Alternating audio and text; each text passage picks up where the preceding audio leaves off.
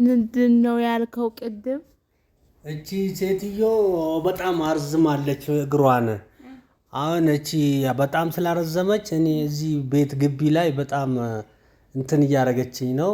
አሁን አንድ ሴት ለዚህ ግቢ ማግባት አለብኝ ብዬ ነግሬያታለሁ። እኔ ለሷ ማለት ነው። አሁን በጣም እያስረዘመች ነው እግሯን፣ በጣም ወጣ ቀርታለች ብዬ ነግሬያታለሁ። ለሷ ነግሬያለሁ። አሁን ማግባት እችላለሁ፣ አገባለሁ። አሁን ለሷ ነግሬያለሁ። ላንቺ አልነገርኩሽም። አሁን እነግርሻለሁ። እኔ ማፈቀደንከ አገባለሁ። ማፈቀደንከ ላገባ ነው። በቃ ለሷ ለእህትሽ ነገርኩ አይደል? ከዛ በኋላ አርፋለሁ። እኔ በቃ ብዙ እንትን በቃ ለግቢው አንድ ሴት እናገባለን። ሰራተኛ አምጣው። ሰራተኛዋ ደወለች። እነ የውጭ ሰው አያት ዋልክ ባሆሽቅሽ የገረድ ወልድካት ዋልክ ፈጆው ቦልኩ ላይኔን ይመጫ በኢሞ ያሉ ሴቶችን ጨርሰተልት። ለምንድን ነው የምደውለው እንዴ? ጀለሶቼ እኮ ናቸው። ዝም ብለሽ አንድ ዘመዶች ምናምን ናቸው። አንቺ ዝም ብለሽ እኔ ማላቃቸው ዘመዶች የሉ እንዴ? ዘመዶች እያስተዋወቅኩሽ አይደል እንዴ? አንቺ ማስማ አልፈልግ እያስተዋወቅኩልሽ እኮ አስተዋወቀኝ። እኔ ማላቃቸው ሴቶች አታውራ። አንድ በቃ አሁን ነገርኩሽ በቃ። ውይ ስለዚህ እንትን ማለት የለብሽም። እሺ እኔ እንግድነት ከሄድኩ አንተ የምታስበው ሁለተኛ ሴት ነው ሳ አንኩነላ እኔ ቆይ በጣም ነገርኩሽ አይደል? ትናንትም እየነገርኩሽ ነው፣ ከትናንት ወዳም እየነገርኩሽ ነው። ታዲያ እኔ ልጫወት አልሄድም። ፍየል ላግድ ዶሮ ላግድ ልጆቹን ላባር ንብረት እኮ ነው እንዴ? መሆን የለበትም። እሺ ሰራተኛ ቅጥርና ፈታ በላለሁ እንዴ? ልጆቹን እንኳን ያገባሻቸው ልጆች እኮ አይጠብቁም እዚህ ምን ይደረግ? ንብረት ማይጠበቅሽ በእኔ ብቻ ለቀሽ መዞር ጀመርሽ። ምን ላርግሽ ታዲያ? እኔ መሄድ አለብኝ ቦታ እኔ፣ አንተ መሄድ አለብህ ቦታ አንተ። አንገኝ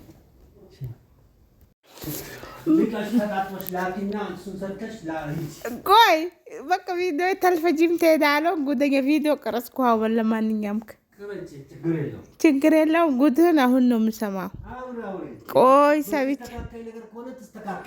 ለካ እኔ እንግድነት ሲሄድ ሁለተኛ ሚስት ትዝ ይልሃል። ውይ ላ ወላ አሸማ ጉድ እኮ ነው። ሁለተኛ ሚስት ሲሆን ሰራተኛ ፈልግ። ውይ ያ ረቢ። እና እንዴት ናችሁ? ሸክባርኩም ሽሎንኩም ተባልተን ተፋሽተን እንግዲህ መጣሁ እላችኋለሁ። በራሴ ከጀርባ ቪዲዮ ማለት ነው። እና በአሁኑ ሰዓት ሁለተኛ ሚስት ቢስሚላህ ረህማን ረሂም በሚዲያው እንደምታዩት ነው። በአካልም የባሰ ነው ወላሂ። እዚህ በተለይ ላኢላሀ ኢለላህ ያገቡት መላቅጣቸውን አታው አመዳም ሆነው ተጎሳቅለው ነው ያሉት። ግን ያላገቡትም ያንን ነገር ለመቅመስ ይጣጣራሉ። ምንድነው ጥቅሙ? ሁለተኛ ሚስት ጌታ፣ እኔ ሁለተኛ ሚስት ጥቅም ቢኖረው ማለት ነው ወላሂ ጥቅም ቢኖረው እኔ ለባሌ ራሴ አመጣለት ነበር። ራሴ በቃ ማንም ሄዶ ሳይጠይቅለት ራሴ ጠይቄ ሁለተኛ ሚስት ይዤለት እመጣ ነበር። ሳያው ምንም አይነት ጥቅም የለውም። መከራው እንደዛ ነው። የኑሮ ቀዳዳ ሁለት ነው የሚሆነው። ስለዚህ ምኑ ላይ ነው ጥቅሙ? ለምንድን ነው ወንዶች ግን ሁለት ሚስት ማግባት እንደ ጀግና የሚያዩ አሉ? አላሁ አክበር። እና ያርግላችሁ እንግዲህ። እኔ አልወድም። እኔ ድሮም ታቁኛላችሁ ስለ ሁለተኛ ሚስት ሲነሳ እንዴት እንደሚዘገንነኝ። እና ባለፈው የሙባረክ ሙሰማን ቪዲዮ ስሰማ ከዛ ባሌ መጥቶ ያዳምጣል ማለት ነው። እና ምንድነው የምትሰሚው ሲለኝ ይሄ ሰውዬ ለሚስቱ ሳይነግራት ሁለተኛ ሚስት አግብቶ ነው። ከዛ ሚስቱ ደግሞ ሚዲያ አውጥታ አወራች ስለው እንዴ ያግባት ታዲያ ምን ችግር አለው? እንደውም ጥሩ ነው አለ። ነው እንዴ አንተ መሳባለ እንዴ ብዬ ማለት ነው። በቃ ምን ልበላችሁ። እና ወንዶቹ ሁላቸውም እንጃ አላቅም፣ ሁላቸው ሳይሆን ቢያንስ ከ100% 90 የተበላሸ ነው። ምን ልበላችሁ። ከአንዱ አፏ ብለው ጽድት ብለው አይኖሩም በሰላም። ሁለት ሆነው ሁለት ምላስ ከሚያገኙ አንዷን አስደስተው ፏ ብለው አይኖሩም። ለአንዷ ችግር ካላት ወይ ከታመመች ወይ በቃ የዘር ችግር ካለ ምናምን እንደዛ አይነት ነገሮች ካሉ ቢያገባ ማንም እንትን አይልበትም። ግን አንድም ነገር ሳይጎልበት አንዳንድ ወንድ ሩጦ ለሁለተኛ ሚስት ዝልል ብሎ ወደ ሁለተኛ ሚስት እኔ ባሌ ሁለተኛ ሚስት ሊፈቅድ እንኳን በህልሜ አልፈቅድለትም። በህልሜ የሙባረክን እንግዲህ ለይቅርታ የጆሮ የአንገት በቃ በወርቅ ገዝተህ ይቅርታ ጠይቃለው ማሜ ማለት ነው። ማሜ ማን ነው የሚባለው? ሚስቱን ይቅርታ ጠይቆ ከዛ ወርቅ ገዝተህ ደግሞ ሚስትህን ይቅርታ ጠይቅ አይለውም። ምንም አይነት መልስ አልሰጠም። እንግዲህ ቲክቶክ ላይ አይቼው ነው እና ከባድ ነው። ወንዶቹ አይታመኑም። ስልጤ እንደዚህ ይላል። ምንድነው የሚለው? ሚሸማመነ መይ መዘገነ ወሽቲም ከድን ይባላል። እውነት ነው። ምንም ቢወድሽ ምንም ቢሆንልሽ ከባድ ነው። የወንዶቹ ነገር ይከብዳል ማለት ነው። እና አገባለሁም ካላ ያግባ ከተመቸው። ግን እኔ አግባ ብዬ አልፈቅድም። በራሱ ጊዜ እፈልጋለሁ ካለ ማሰላማ ያግባ። እና ሁለተኛ ሚስት ያገቡባችሁ ርድብን ቅጥል አትበሉ።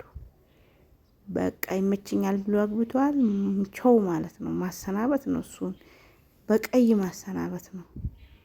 እዛው ከምርጫው ጋር እንደፈለገ ይሁን። ሽራይኩም አላሁ አክበር። እኔ ይሄ ሙባረክ የሚባለው ሚስቱን እንዴት ነበር የሚወዳት? አንዴ ሚዲያ ላይ አምጥቶ እኔ ሚስቴን ቁጭ አድርጌ ነው የቤት እመቤት አድርጌ ነው ማኖራት ምናምን ብሎ ሲያወራ፣ ከዛ ሀቢባ ቤት ነው ከራሱ አንደበት እንስማ አለች ሀቢባ። ከዛ አመጣት። እሷም አዎ አለች፣ በትክክል ተናገረች ማለት ነው። እና በቃ እንደዚህ ማሻአላህ ይሄ ከሌኮ ለሚስቱ እንደዚህ ከጀርባው ያለ ነገር ምንም ነገር አታውቁም። ወላይ ሁሉም ወንዶች እኔ እንጃ አስተግፍሩላህ እንትን ናቸው። በቃ በንግግራቸውና ተግባራቸው ላይ አንድ አይደሉም። እና ለማንኛውም አላህ ለኛ የሚመቸውን ነገር ይሻልን። ሁለተኛ ሚስት እኔ ለምንድነው የምትፈሪው ትላላችሁ? እኔ መፍራት ሳይሆን ችግሩን ነው ማስታውሰው። ምን ይጠቅማል? ጥቅሙ ምንድነው? ጥቅሙ ስለማይታየኝ ነው ምጠላው እንጂ ምንም ምፈራው ነገር የለም። ምን ያስፈራል? ብትወልድ ለልጆቼ ወንድምና እህት ነው የምትወልደው። ከተስማማን እኔና እሷም እህት ነው የምንሆነው። ስለዚህ ምንም የሚያስፈራ ነገር የለም። ግን የሚያጎሳቅል ህይወት እየኖሩ ሌላ ጉስቁልና መጨመር ነው ምጠላው እላችሁ።